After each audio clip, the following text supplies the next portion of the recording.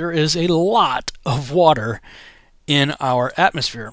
I went to a few websites. I just did a Google how much water is in the atmosphere, and this is the USGS website, usgs.gov, Science for a Changing World.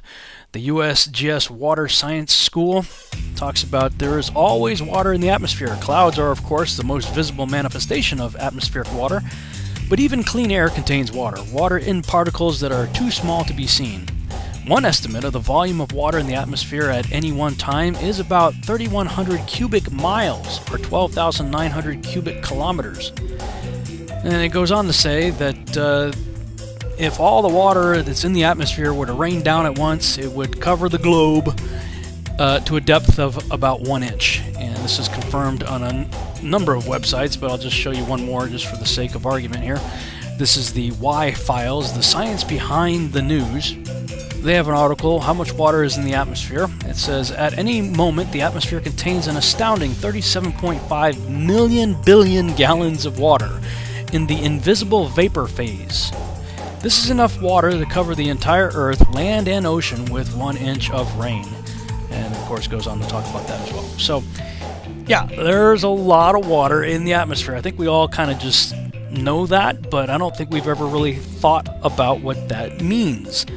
And so I'm thinking if the atmosphere, especially over water, is made up of zillions and zillions of tiny convex drops of water, then collectively perhaps they all combine to make one big convex lens, in which case it would act like a magnifying glass.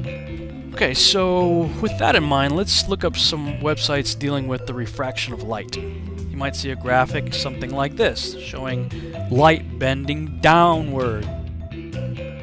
And here's your typical graphic showing how light rays entering some sort of medium, like in this case water, refraction causes the light to bend downward.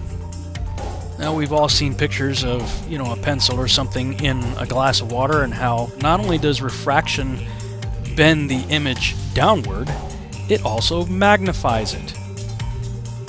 I'm going to say that again. Water causes refraction, bending the image downward, and magnifies it. So this is important now. So now back to another clip from that previous video.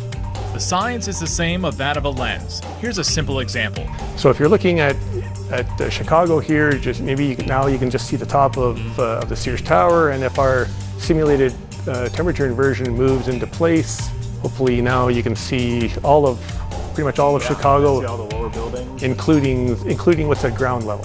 So the atmosphere really is acting like a lens. Yes.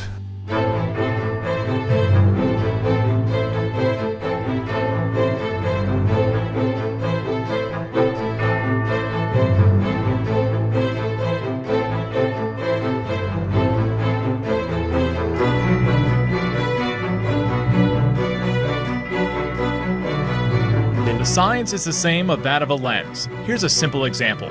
The atmosphere really is acting like a lens. Yes.